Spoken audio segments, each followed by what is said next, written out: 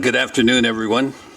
I'm Jack Cowan, Chairman of the Board and Chairman for today's AGM. On behalf of the Board and Management, I'd like to welcome you to the 21st Annual General Meeting of the company. The company secretary advises me that there are more than 3 members present at today's meeting, so I declare that there's a quorum present and the meeting open. To open, I'd like to thank the management and the directors for the work that they put in getting ready to address this meeting. Mobile phones. Now the meeting has started. May I ask everyone to check physically that your mobile phone is off and make sure they're put on silent mode.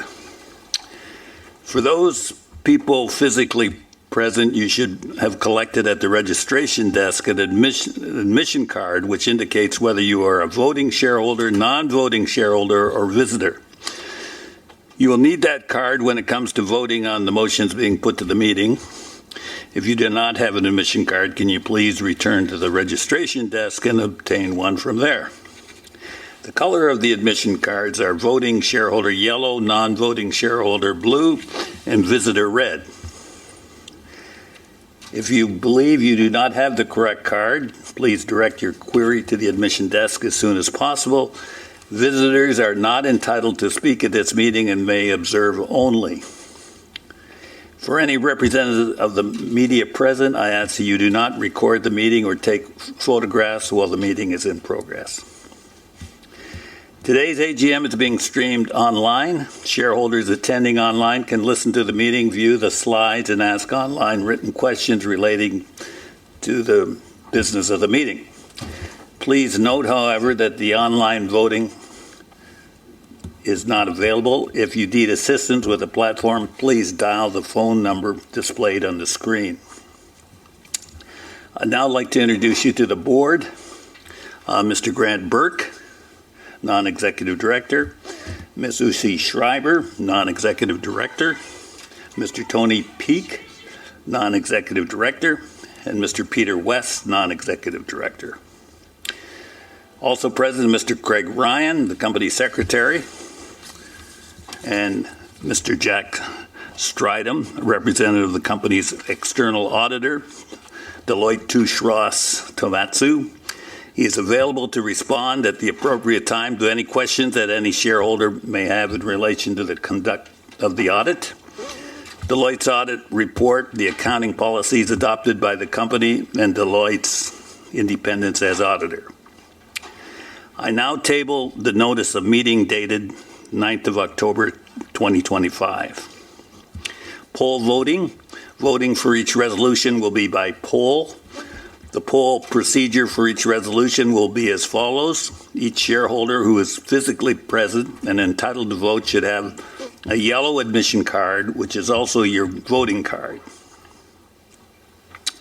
If you believe you're entitled to vote but do not have a yellow card, please check at the registration desk to see if you're entitled to have one. Shareholders who are physically present will be asked to vote after the discussion on each resolution. Please place a tick or a cross in either the for, against, or abstain box as each resolution is being discussed. At the end of the meeting, you'll be asked to place your completed voting card in one of the ballot boxes that the returning officer will pass around. I remind key management personnel and those closely related to parties of the applicable voting exclusions for Resolution 1, and that if their responsibility to ensure that they do not cast any votes in breach of those exclusions. The results of each resolution will not be declared at the meeting, but will be announced on the exchange once the results are known. A reminder for those viewing the webcast, you will not be able to cast a vote online during the meeting. The proxy votes will be cast in accordance with any direction provided by a shareholder on their proxy form. Proxy forms which nominate the chairman as proxy but do not direct the chairman how to vote will be cast by me in favor of the relevant resolution.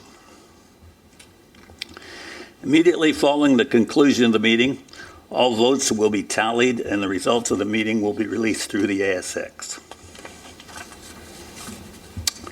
Now, the Executive Chairman, me, speech. My presentation will be a corporate review with some personal flavor commentary. I, like many of the existing shareholders in DPE, have watched the value of our investment decrease. I'd like to give you my view as to where I see the business going and why I am optimistic about the future. First, the big picture. We are master franchisees of the Domino's Pizza Incorporated, the largest pizza company in the world with over 20,000 locations. We, DPE, have 3,500 outlets in 12 markets with considerable potential for growth if we can get the formula right. Big numbers of undeveloped territory with development rights expansion under a world-class brand. Our franchisor, DPZ, is an interesting case of getting the formula right, as their share price in 2008 was $3, and today it's $400 US. Same business, understanding what the customer wants and doing it profitably. Warren Buffett has endorsed the future prospect of the DPZ business with a $1 billion US investment in the past 12 months. He says he gets euphoric when he is buying and the stock goes down as he recognizes value and potential. We're part of a very successful business with a great future. Today, our company, DPE, and you'll find this amazing, 120,000 employees doing $4 billion in network sales, is embarking on a program of creating value for our franchisees and shareholders by coming up with the right formula for long-term profitable success. Our previous management led a development program that started in Australia and expanded to Europe and Asia. Operating a business with multiple languages and cultures with a majority of franchise operations is not an easy undertaking, but to their credit, they did position the company as the leading pizza company in the majority of markets we expanded into. This provided a base, but unfortunately, the business formula for enhanced growth and profits stalled. In an effort to increase sales, the business reverted to a price-driven, heavy discount customer offering, which led to flat earnings and sales position for the past 3 years. We've strengthened the management team, including new group CFO, George Saoud, Chief Strategy Officer, Atul Sharma, Chief Procurement Officer, Jai Rastogi, and myself came into the business on July 1st, 2025, 4 months ago, with the primary objective of embracing the profitability of both franchisees and DPE shareholder value. A major DPE franchisee said recently, "There's been more change in this business in the past 4 months than in the last 10 years." We're on a mission to embrace the profitability of all partners and are underway with a target of enhancing the future value for all participants. Okay, what's our action plan? DPE announced our refinanced debt last week with reduced rate savings and increased covenants. The existing business is expected to produce free cash flow in excess of $100 million per annum. So we do not have a financial limitation under our current plans going forward. This rearrangement with banks has been a strong endorsement of the banking community of an understanding of our future prospects. Second action plan, DPE has built a cost structure in excess of industry standards as expanded internationally. Cost control and efficiency was not a major factor or focus versus expansion and new markets. As a result, we're in the midst of taking excess cost and complexity out of the business. We have reported that we have identified $60 to $70 million in potential cost reduction. $50 million of that in costs that are currently being actioned, and $20 to $30 million to flow back into the system in FY26, the current year. Our target is $100 million, and bringing the structure to an industry standard for this type of business. The reductions are a combination of G&A, services, and materials used in the business. This activity is in full motion with new leadership. Action point number 3. The most significant action step we have taken is a change from selling discounted, low-priced, driven product to a new pricing strategy with higher profit contribution from everyday value pricing strategy. There's been a circa 10% reduction in advertising in ANZ, greater than 28% in Japan, with a reduction of discount voucher price-off offers. This will negatively impact customer orders and sales from low-price seekers in the short term, but result in higher profits. There are 79 franchise stores in Western Australia who have embarked on the new pricing strategy, which is underway, and hopeful of increasing franchisee profit at store level, even with reduced sales. A significant flow-through of the test is very strong Net Promoter Scores and product quality scores, with customers paying full price, showing significant increases. The result is happier customers with a superior product and the expectation that price-driven sales will return and embrace the bottom line. We're confident that the company will exceed full-year net profit after tax forecast for FY26 as a modest increase versus FY25. We believe that a business with profit-driven strategy has a much higher chance of future growth than the heavy discount offers of the past 3 years, and create a higher value stock through increased earnings. We believe that a business with profit-driven strategy has a much higher chance of future growth than the significant discount offers of the last 3 years. Point number 4. A major factor in the business has been financial support provided to the franchise community in the range of $60 to $70 million. The best long-term outcome for the business is a healthy, prosperous franchisee community, which our support is helping to build. This support will be reduced in various markets as the profitability of individual franchisees grow. So as franchisees become more profitable, our shareholders share in the benefit of reduced support and increased earnings. In summary, there are 4 takeaway things I'd like you to remember.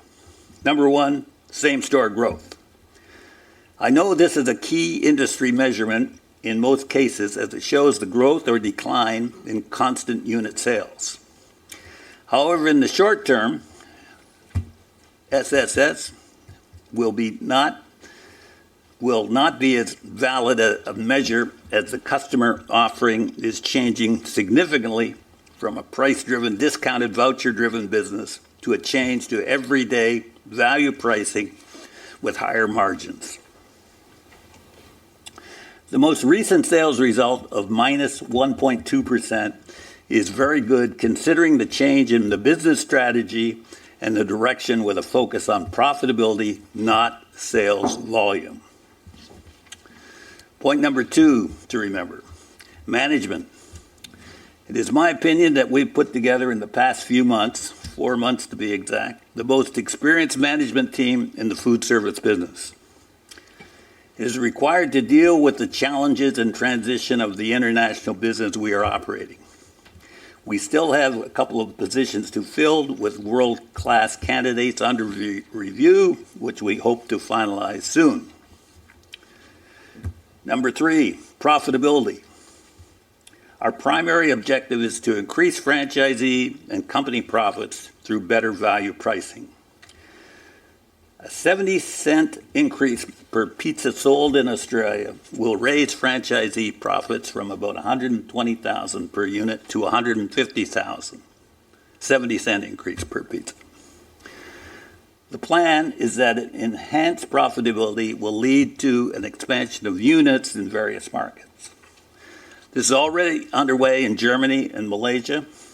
We've embarked on a mission of reducing costs and overhead significantly in the business, which will enable us to reduce franchisee support and increase TPE profit. Lastly, the upside in this business with the correct pricing, execution, and promotion is massive. Our job is to deliver. Now let me take you through some of our plans and updates in detail. We prepared a detailed presentation which has been uploaded to the ASX for our shareholders to review. I won't take you through every single slide as some speak for themselves. Slide number 4. Are we on target? Here we go. Debt and capital management. Firstly, our balance sheet is in good shape. Refinancing our global debt facilities was oversubscribed that secured competitive multi-currency funding. Our leverage is trending down towards 2 times, and we have no requirements for equity. We are generating strong free cash flow, allowing us to reduce debt while funding growth in markets such as Germany and Malaysia. Slide number 5, cost savings and franchisee profitability. I've spoken already of the importance of delivering savings across our business. The $70 million in annualized savings already identified, $50 million action, and between 20 and 30 million benefiting this year. Roughly 2/3 of those savings are being reinvested directly into our franchisee partners through lower food costs and greater marketing reach. That means more working media, more customers seeing our advertising, and better value for franchisees, in spite of what you may have read in the press. The balance is improving efficiency at the corporate level, offsetting warehouse and overhead costs. These are not one-off savings. They're structural changes that make Domino's stronger and more efficient for the long term. That reinvestment is also critical. It strengthens franchisee economics and support the next wave of store growth. Slide number 6, a stronger leadership team. As I outlined, we have strengthened our leadership team with exceptional appointments across the business. In addition to the appointments I've already mentioned, in Japan, Dieter Habert has joined after 25 years leading major consumer brands in Japan. In France, Phil Reed provides deep experience in quick service restaurant turnarounds and franchise engagement. In New Zealand, Abhishek Jain has taken on the role of CEO, reflecting the growing importance of that market. New Zealand has formerly been part of the Australian business as almost another state. It's now going to be a separate market, separate country. The searches for our group CEO and Australian CEO are well advanced. Trading update. Trading through the first quarter reflects the mix we expected. Australia and New Zealand are working through a short-term volume reset as we simplify pricing and pull back on discounting. Demand for Domino's meal remains strong. Halloween Friday was the biggest day in our history. Europe is performing well. Germany and Benelux are delivering positive same-store sales and record network sales weeks. France remains negative, but early signs under the new leadership are encouraging. In Asia, Japan's reset is taking effect with improved store margins, and Malaysia continues to grow strongly. Total sales are slightly lower, but the quality of those sales is improving, and that's the key to rebuilding long-term sustainable growth. We expect continued progress through the balance of the year as new marketing, menu, and pricing initiatives take hold. Slide number 11, our recipe for growth. To reach our potential, we're applying our strategy to grow profitable sales. I've already spoken about simplifying our business to make it more efficient and improving our marketing effectiveness. Not only do we want to get more working media to our franchisees, but also to have more of our customers convert when they come to our website. Simpler, transparent pricing is central to this approach. Slide 13, a strong business poised for growth. In short, we've reset the business on a stronger foundation. Debt has been refinanced, cost savings locked in, and franchisee profitability improving. A new leadership in place to drive the next phase of growth. We are generating solid cash flow, investing where it counts, and rebuilding momentum in our core markets. Domino's is a resilient company, and I repeat, more than 120,000 team members worldwide. That's our company. A brand customers trust, and the scale and capability to deliver long-term value for our franchisees, our customers, and our shareholders. Disciplined execution, growing cash flows, and proven leadership are driving our next phase of value creation. Thank you for your continued support. I'll have a little drink of water now, so that's out of the way.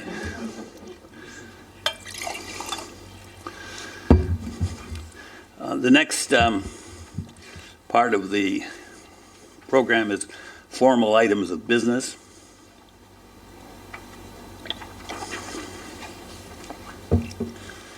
Turning now to the formal part of the meeting, there are a number of procedural matters that I need to mention. If you're a shareholder and would like to ask a question through the online platform, please click on Ask a Question tab at the bottom of the screen and follow the instructions provided. We will endeavor to answer as many questions as we can. You may submit questions now or at any stage during the meeting. You do not need to wait until the relevant item of business is up on the table. We will then seek to address your questions during the discussion on the appropriate item of business.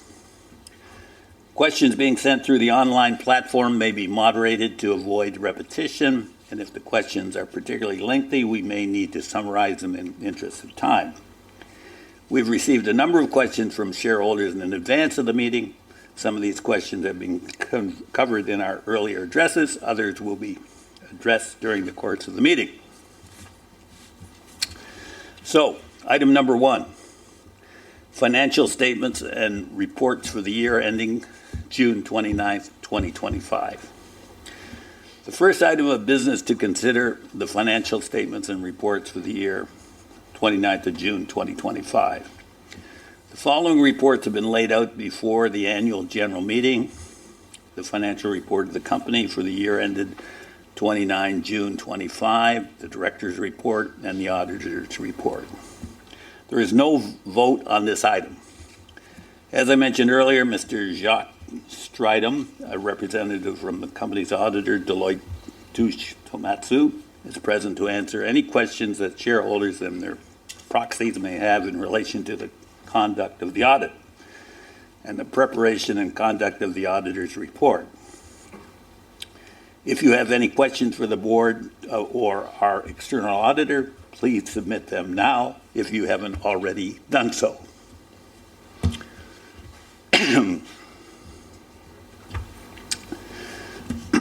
In relation to all questions during the meeting, I ask that any member physically present who wishes to speak first identify themselves, state whether the question is to the board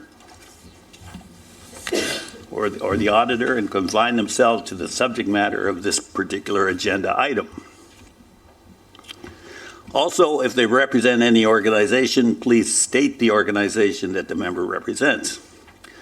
I would also ask the questions on any other items of business be deferred until we come to that particular item. Craig, Have we received any questions in advance in relation to the first item of business? We haven't, Mr. Chairman. We have not. Are there any shareholders present who have a question on this item of business? Please raise your hand and someone will bring you a microphone. Don't see any hands. Okay. Craig, have we had any questions online? Not in relation to this item, Mr. Chairman. Okay.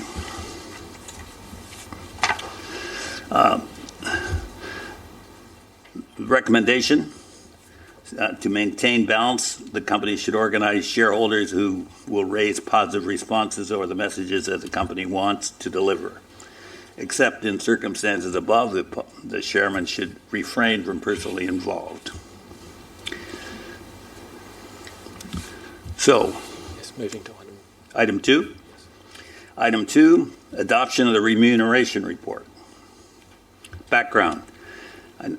I now move to the notice of meeting, adoption of the remuneration report for the financial year ending June 29, 2025.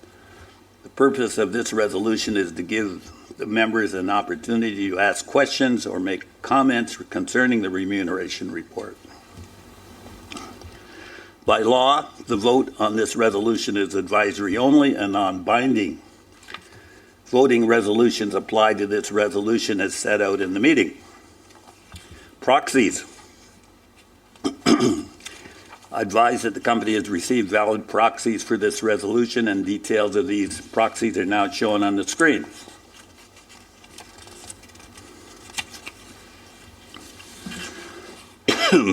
Q&A. If you have any questions on this proposed resolution, please submit them now if you've not already done so.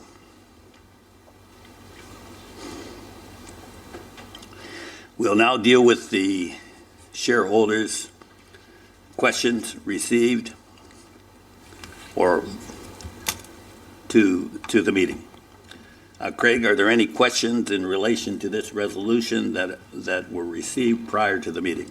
Yes, Mr. Chairman. First question is, Domino's has been expanding rapidly across multiple regions, but recent updates suggest that profitability in some markets is under strain and same-store sales momentum has softened. How is the board ensuring that this pace of expansion doesn't come at the expense of sustainable earnings growth and disciplined capital allocation? More importantly, what clear benchmarks will you commit to so that shareholders can distinguish between genuine long-term value creation and growth that simply inflates store numbers? And where did that question emanate from? Apologies, Mr. Chairman, I don't have the shareholder's name. I'd like to deal with that. I think the preamble which I've led you through is a fairly dramatic change in the strategy of the company. As we relayed back over the last 3 years, as you would mainly know, the earnings and sales have been relatively flat, and that's unacceptable. So as a result of that, we determined that the future of this company is not going to be built on the discounting or vouchering of business. And we felt that we need a new strategy in order to attract profitable business as the main drive. We're underway in this process. It's not something that we're just thinking about. We're in action. And we'll talk about, we have a test going on in Western Australia, which is using some of the principles, and we are relatively happy with what that looks like. In making some of the changes that we're proposing, the downside is that the sales have been in many ways driven by people attracted to the discounted food. And as a result of that, in many cases, it was non-profitable. We weren't making money on a lot of the sales. So we're trying to get rid of that portion of the business and say the sales are going to be driven by profitable sales, not just product giveaway at discounted prices. And that is the plan. You will see this in the marketplace. You'll see that our objective is to try and establish not the cheapest product in the market, but how can we have the best quality product that people will want to buy and pay more for. We will lose in this process those customers initially who bought because it was super cheap.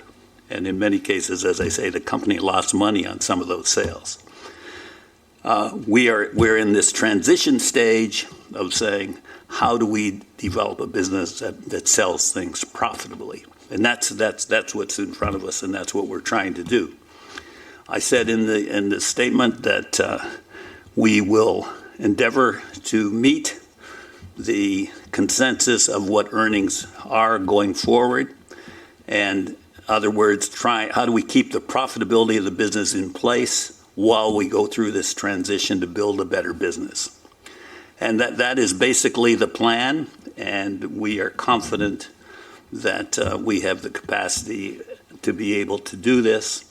And as I said, we have a mission to try and deliver the increased profit for both franchisees and the company, and we're underway on that. Thanks, Mr. Chairman. A second question from the same shareholder.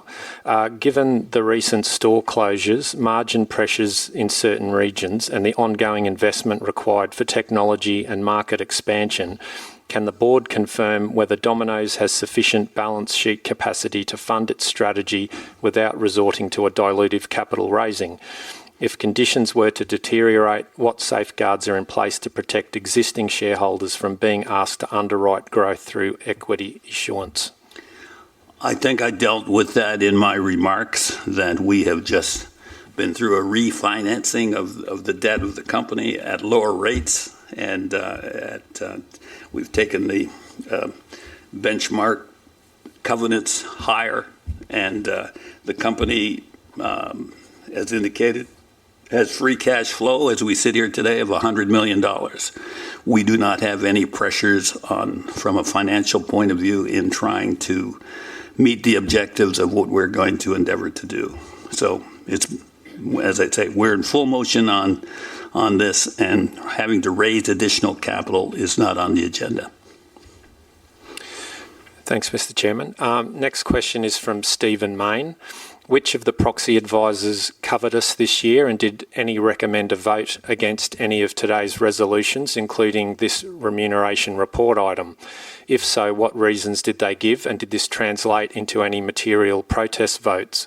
Please don't say they are confidential. It is standard for companies to be across this detail on the voting recommendations and inform shareholders where relevant. I'll answer the question, Mr. Chairman.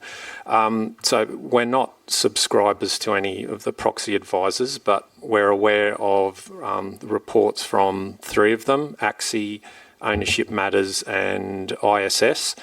And the only recommendation against in any of those three was from ISS for one of the items, which was the election of Peter West, and their opposition was on the grounds of independence.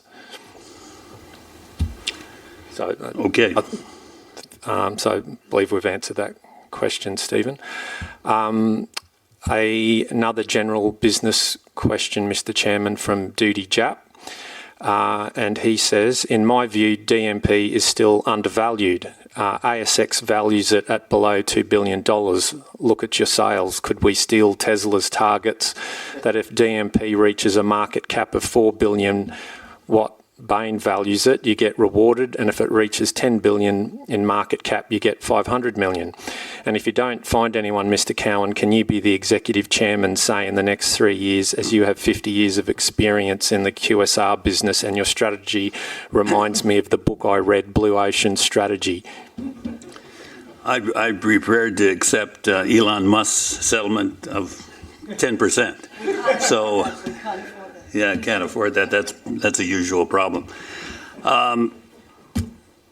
So I'm sorry. The question is.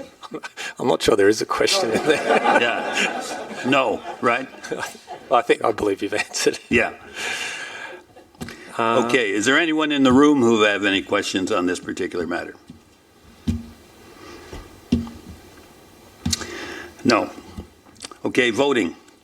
I now invite shareholders who are physically present to vote on the resolution by marking your yellow voting card. Key management personnel and their closely related parties should not cast any votes on this resolution. The next item, the re-election of myself as a director. Can I suggest that? Yep. Is there any problem? Okay. Yeah. Tony, were you, who was, or Grant, do you want to say anything in regard to whether you want to get rid of me or anything along that Thank you, Jack. Yeah. Next item on the agenda is the re-election of Jack Cowan as a director. Mr. Cowan retires as a director by rotation and, being eligible, offers himself for re-election. Jack's qualifications and experience are set out in the notice of meeting. At this point, I'll ask Jack to say a few words regarding his nomination for re-election as a director and his reflections on the company. I'll try and keep it to a few words as you suggested. I'm the longest standing shareholder in this company. In a different vehicle in the mid-'80s. It's called Silvio's Dial a Pizza. I and others got involved into the pizza business in South Queensland, and that business merged in the early 90s to become Domino's, and most of us have been aware of how this has grown and prospered. So I've had a long stand. I believe I'm the largest shareholder in the company, and I have suffered like other shareholders as the share price has declined, and I am personally anxious to see what we can do to change that set of rules that we've been experiencing. I have other business interests. I'm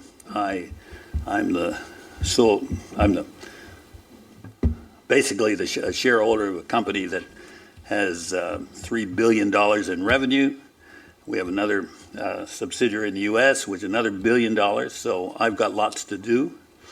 But this particular interest of mine of trying to get this business back to where it belongs is foremost in my mind. And as I say, I think we put together a team of people that is very different than what may have existed in the past. And I think we're looking forward with optimism as to what this business can turn into and be successful.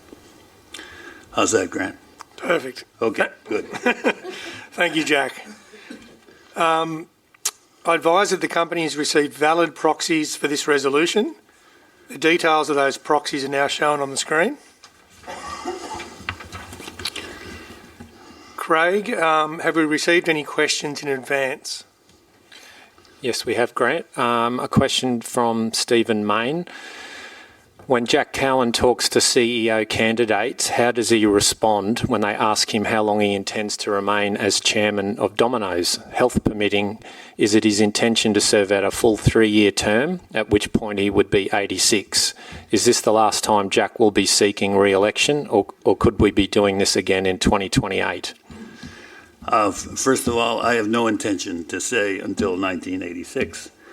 We are actively in motion in endeavoring to hire a new CEO. We do not have that in place as we sit here today, but we're optimistic that we will end up with a first-class individual to be able to take this place.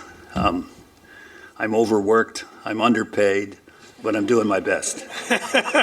And I'll try and hang in. If I can take 1 minute of frivolity for you, because you mentioned my age. I'm 83. And I apologize to those who've heard this before, because I've said it before. I'm the same age as Joe Biden. Everybody knows Joe Biden's buggered, okay? I'm also the same age as Mick Jagger, Paul McCartney, and I'm a year younger than Ringo Starr. I've been to see the Rolling Stones and McCartney play in the last 12 months, and I see these guys on stage for 3 hours playing nonstop without taking a break. So I'm much closer in mindset and desire to try and continue to keep busy than Joe Biden, and I'm pleased to be able to step in and assist this business where we can. And as I say, I have more optimism today than I think I've had for a number of years. So, done. Thanks, Mr. Chairman. Next question, again from Stephen Mayne. The latest ASIC data shows that 17.42% of our total shares on issue are currently sold short, which makes us one of the 5 most shorted stocks on the ASX. Do we know which of our shareholders are lending their shares to short sellers? And could Chair Jack Cowan confirm he is not lending his stock? If not Jack, who is doing this? Do we know the identity of the short sellers? Have we observed any tactics by short sellers to try and drive the share price lower? And how are we generally handling this overall tricky situation? I do not know who the short sellers are, nor am I lending any of my shares to anyone who would endeavor to do that. I think everyone in the room knows the benefit of short selling in that they're kind of bribing the media, and they're doing their best to take the share price down. And the interesting thing is when the company turns, they will become our best friends because they have to buy back in. And that is a very interesting scenario, that if we get this, as I say, if we get the right strategy, we get the right people, and we get the right resources, with the right strategy, this business can prosper. And I would not want to be one of those 17% shareholders who are short, because they will have to cover at some stage of the game. Did I cover Stephen's questions? I believe so. Yeah. Thanks, Mr. Chairman. I'm glad to see Stephen still in the job. I don't know how old he is, but he used to come to the meeting. He doesn't come anymore, so maybe he isn't able anymore. But anyway, good to hear from him again. Yes. Not to be outdone, another question from Stephen. Good. We've talked about the Domino's debt position, but what about Jack's 25.66% stake in the company? Are those shares leveraged or pledged to any third-party financier?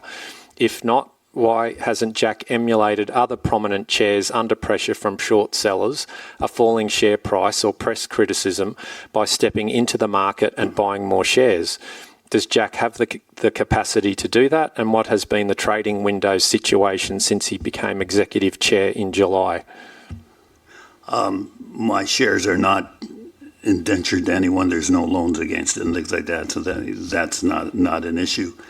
As I say, I've been a shareholder in this business since 1986. I don't think I've sold a single share. I've been diluted as the company's issued more shares, but I have not been an active seller in any shape or form of shares, because I'm a believer, as I said in my opening remarks, that if we get the strategy right, get the execution right, and we got the finances and people working on this business will prosper.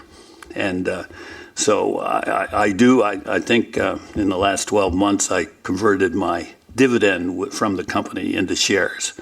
And I think I did that the year before that as well. So that is, but one of the restrictions you have when you are on the board of a company is I think there's a reluctance to be able to buy shares for fear that you're offending some disclosure, rules and things like that to go with that. So, but I'm happy with where I sit, and we'll go from there. Thank you. And just to answer part of Stephen's question, our securities trading policy is on the ASX, and we have 3 trading windows a year after the half-year results, full-year results, and the AGM. So a trading window will open tomorrow.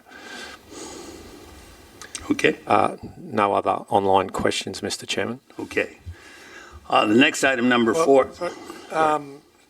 Chairman, are there any shareholders present who have a question on this item of business? And again, raise your hand and we'll bring a microphone over to you if you've got any questions. No raised hands, so I'll take it there's no questions in the room. Craig, no, that's it online. Correct. Okay.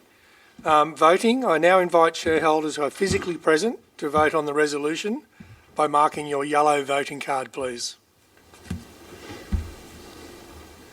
Okay. Chairman, I can see from the proxies and the votes you've been re-elected, so congratulations. Well, thank you, Grant. And I'll now pass the chair back to you. The next item, number 4, is re-election of Ushi Schreiber as a director. In accordance with the company's constitution and ASX listing rules, Mrs. Schreiber retires as director by rotation and, being eligible, offers herself for re-election. Ushi's qualifications and experience are set out in the notice of meetings. At this point, I'll ask Ushi to say a few words regarding her nomination for re-election and her reflections on the company. Ushi. Thank you, Chair. Since joining the board in 2019, I've seen both the real strength of the Domino's brand and the challenges that the business has faced, especially in the years after COVID. The past few years have been difficult, and I know our performance hasn't been what shareholders expected. However, I would say that the board has not stood still. We have taken a hard look at the business, and we made some important changes, as the Chair has outlined earlier.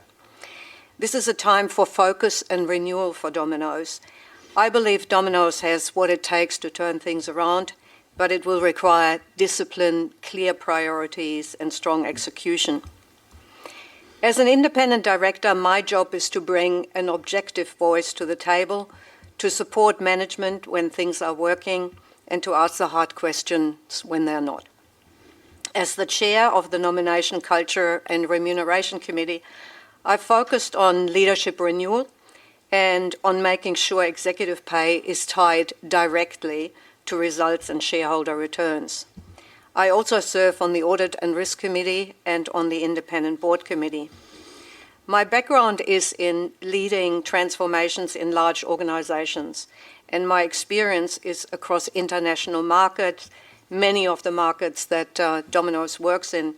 This helps me to take a broad and practical view of the challenges the business faces. Good governance matters. I take that responsibility extremely seriously, making sure decisions are well-grounded and transparent and in the long-term interest of shareholders. If re-elected, this is likely my final term on the board. I believe that part of being independent is also knowing when it's time for new voices to be heard. So I remain committed to helping Domino's learn from recent results, rebuild momentum, and create lasting value for shareholders. Thank you.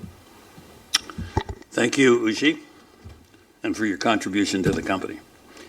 I advise that the company has received valid proxies for this resolution, and details of those proxies are shown on the screen.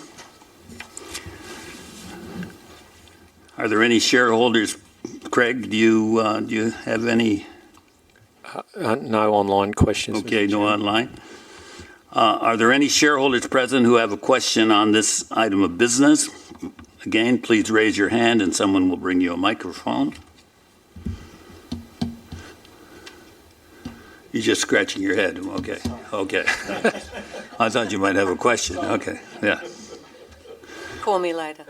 Call me later, she says. Yeah. Craig, any questions online? No, Mr. Okay. Chairman. I now invite shareholders who are physically present to vote on the resolution by marking their yellow voting card. The next item is the election of Peter West as a director. Peter was appointed to the board on the 21st of March, 2025. In accordance with the company's constitution and ASX listing rules, Peter must stand for election at this AGM. At this point, I'll ask Peter to say a few words regarding his nomination for election as a director and his reflections on the company. Peter. Thank you, Jack. So, hello everyone, I'm Peter West. I'm standing for election today to the board. I'm coming to an end of a 38-year career in packaged goods, and I've had the last 23 and a half years of leading major businesses in packaged goods in Australia, New Zealand, Southeast Asia and Europe. So many of the businesses that would be well known to people here. So I ran the Arnott's Biscuits business in Australia and New Zealand. I ran the Mars Confectionery business for Australia. I also had global responsibility for the Snickers brand and the marketing program for it. I ran the chocolate business for Mars in continental Europe, as well as managing M&Ms globally for Mars. I ran the Lion Dairy and Drinks business for 4 years, and that obviously has subsequently been sold. And for the last nearly 8 years of Coca-Cola Amatil and Coca-Cola Euro-Pacific partners. So in the area that I'm finishing in a few weeks' time, I have essentially Australia Pacific and Southeast Asia revenue of over 10 billion, 20,000 people and 48 factories. So the skills and experience that I will bring to the board is, the first is deep experience in turnaround, having led major companies in significant change programs and improvements. The second is working most of my career in multinationals, how to make it work between local markets, of clarity of the autonomy between their role and the centre, where I have a lot of experience. Deep marketing experience and some of the most effective global campaigns in the sort of history of packaged goods. Pricing and revenue growth management are critical levers for success today in a business like my own. It's so fundamental just with underlying inflation, and that certainly plays out for the franchisees, that if we don't get ongoing price realisation, then profit goes backward. From a data and analytics, I've worked across all the major retailers and how they use data and analytics, and obviously bring that experience to the party. And then in my peer feedback on the executive leadership team I'm on today, they would say I probably am strongest in the team of standing alone and holding my own position for the team. So if I'm elected, I'm certainly committed to an improved performance for Domino's, and I'm committed to seeing an improvement in the share price. So I suppose the specific views that I bring is making sure that the organisation works better together in terms of how the centre and the markets, and I think it's relatively low on a maturity curve, would be my perspective. I think the data and analytics of the company give me enormous confidence of what's possible. The competitive advantage we have of people ordering through mobile devices, and therefore the strength of the business is unlike any other QSR, and in my mind still underutilised. And I think with some of my learning there, and then how to really turn that into the growth story that sits in our marketing program. So I have a lot of confidence of what's possible with the business, and I'm committed to seeing it perform better.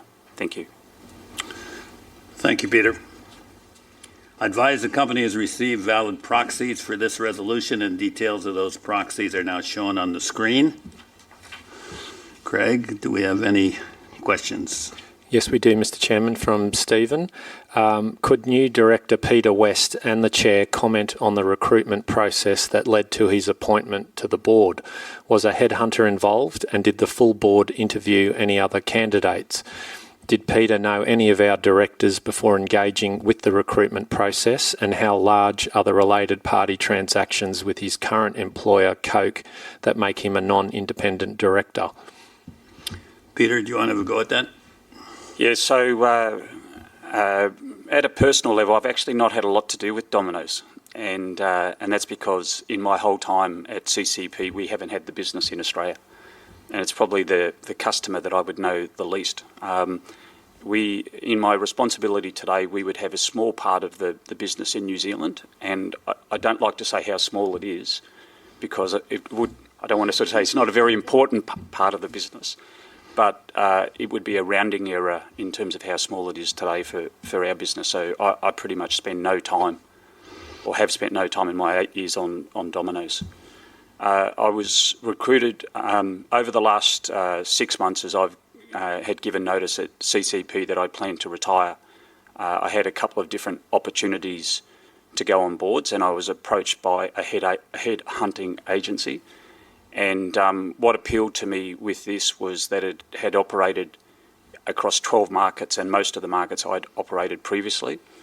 And I quite like the challenge of a fallen idol and a turnaround. And I suppose the the belief I have in a turnaround is that you can fix everything but not everything, so you've got to really focus the business.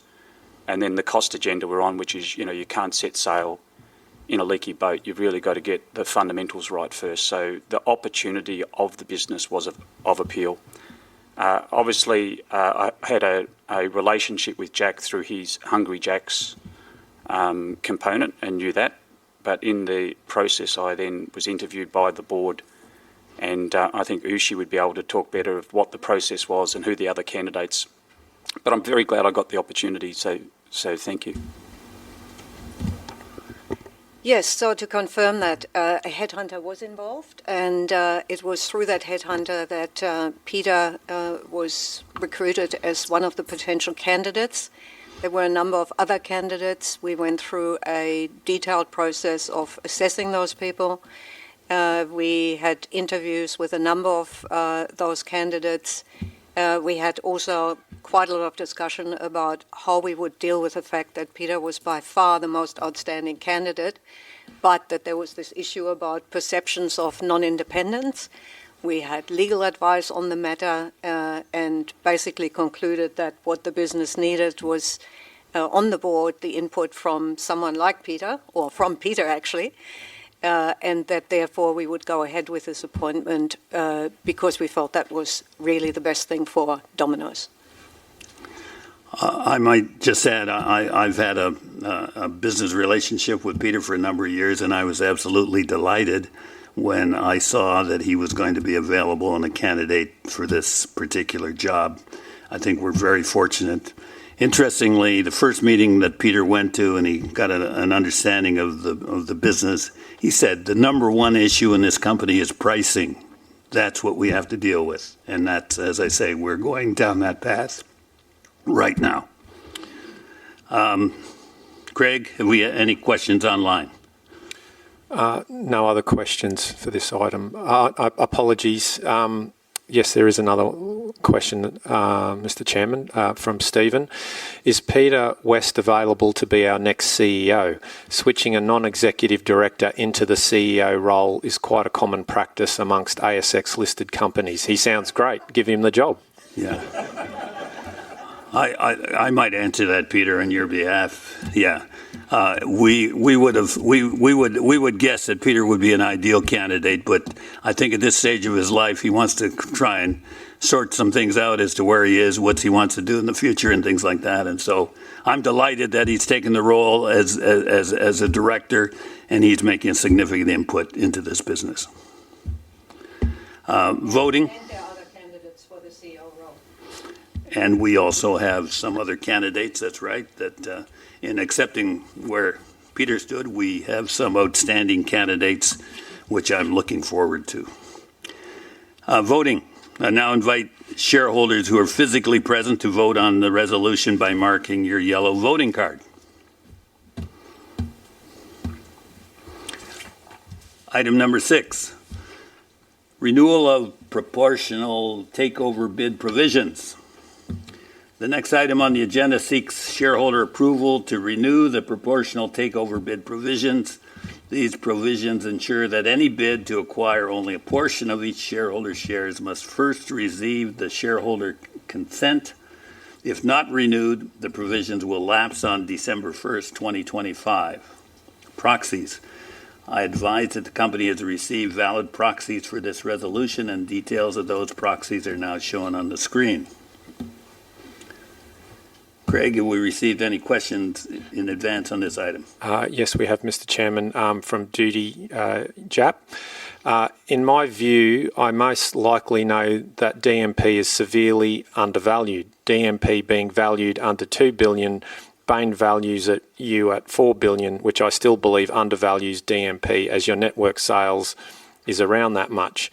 Can you please explain to me how the renewal of proportional takeover bid works, and if it's the way I think it works, I would vote in favour of it if the takeover bid is at a minimum market cap of around $6 billion, but $10 billion would feel right because in the past your sales figures justify it. Craig, can you give an explanation as to how it works?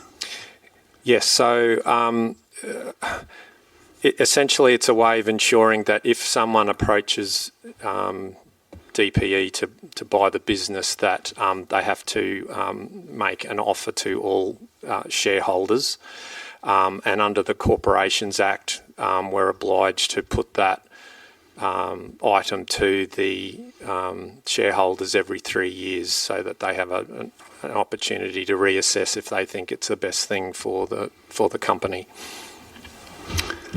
Will you pass on to Mr. Doody that we respect his valuations? And Do? Yes, I'm sure he's duly noted that. yes. We now invite shareholders who are physically present to vote the resolution by marking your yellow voting card. Collection of votes. If there's no further business to be considered by the meeting, I now direct the returning officer to collect the votes of those shareholders physically present and ask shareholders please to place your completed yellow voting card in the ballot boxes that are being passed around. I'll give the meeting a few minutes for collection of voting cards to occur. Once I get an indication from the returning officer that all votes have been collected, I will close the meeting. The votes will then be counted and results will be announced to the exchange. I take this opportunity to thank you for your attendance today and your continued support and interest in the business and affairs of your company. So votes are being collected. Can